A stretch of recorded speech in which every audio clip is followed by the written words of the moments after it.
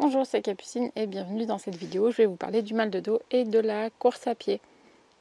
Il y a pas mal de croyances autour de la course à pied, que c'est pas bon pour le dos, que c'est pas bon pour les articulations, qu'on va faire de l'arthrose, etc. Qu'il y a beaucoup de contraintes, que c'est un sport traumatique.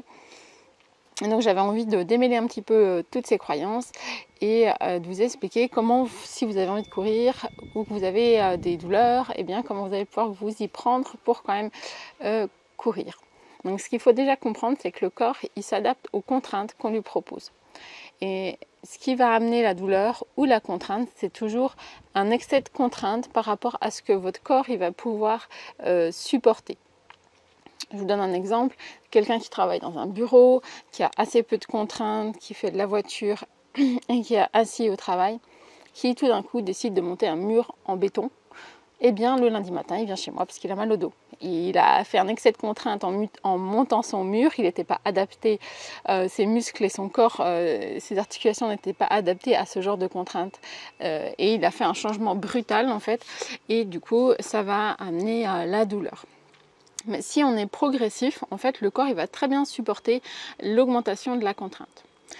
Un autre exemple plus par rapport à la course à pied, si pareil, quelqu'un qui est très sédentaire, qui tout d'un coup décide qu'il va aller courir 30 minutes parce que c'est bien de faire du sport, puis c'est facile de faire de la course à pied, bah, quelqu'un qui est vraiment très sédentaire, peut-être que 30 minutes c'est beaucoup trop en fait, et que ça va être un excès de contrainte pour son organisme à lui. Et peut-être que dans un premier temps il faudra marcher, parce que pour que les muscles s'adaptent, les articulations, qu'ils commencent à gagner un peu de la musculature, il faudra peut-être déjà marcher 3 fois par semaine, et puis ça pendant 15 jours, 3 semaines, et puis s'il n'y a pas de douleur qui arrive, que tout se passe bien, qui sent qu'il commence à faire un petit peu du muscle, et bien peut-être que là il pourra commencer à trottiner gentiment. Et c'est toujours au moment où on va faire cette augmentation de contrainte que le corps ne va pas pouvoir s'adapter, qu'on va arriver à la douleur ou à la blessure en course à pied. Une autre chose aussi qui est importante en course à pied, c'est la manière dont on va modérer les impacts. Donc ce qui, dans la croyance, va faire la blessure, c'est parce qu'on a un impact au sol. Et ça dépend un peu des gens, mais la façon dont ils vont toucher le sol va augmenter ou diminuer l'impact qu'ils vont avoir sur leurs articulations. Une des caractéristiques qui est facile à observer sans avoir besoin d'appareil, c'est le bruit.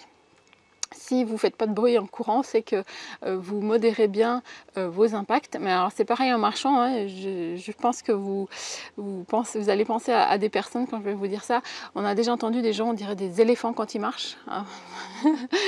Ça peut être même des fois des enfants, hein, qui marchent et qui tapent très fort. En fait, eux, ils ne modèrent pas du tout leur impact, ni à la marche, ni à la course. Donc voilà, cette capacité à modérer l'impact va aussi nous aider à avoir une course plus légère et moins traumatisante. Et un troisième facteur, ça va être la fréquence du pas, et plus on a une fréquence élevée, moins on passe de temps au sol et donc moins on a de risques de se blesser. Et bien voilà, je crois que tout est dit dans cette phrase. En fait, il n'y a pas grand chose à rajouter. Moins vous passez de temps au sol, moins vous avez de contraintes. Et du coup, il va falloir observer votre cadence et votre cadence naturelle, et puis voir si c'est intéressant de la faire évoluer ou pas. Voilà, donc il y a pas mal de choses peut-être à savoir en fait quand on veut commencer la course à pied, pour que ça soit que votre corps supporte le changement et supporte les transitions.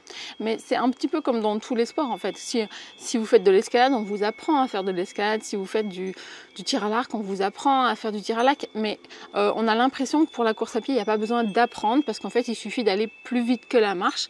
Mais je pense que c'est un petit peu plus complexe que ça, et ça vaut le coup de s'intéresser un petit peu à ces choses-là. C'est pour moi un sport qui est vraiment sympa, parce qu'on peut partir de chez soi avec une paire de baskets ou pas d'ailleurs, et qui est facile à mettre en place et qui est accessible à tout le monde. Mais voilà, il faut peut-être quand même un petit peu connaître 2-3 choses pour pouvoir se lancer en toute sécurité. Donc pour les gens qui veulent aller plus loin, il y a une petite formation que j'avais fait il y a quelques temps sur la course à pied que vous pouvez retrouver. Et puis sinon, je fais également du coaching par Skype si vous souhaitez reprendre le sport avec un objectif santé.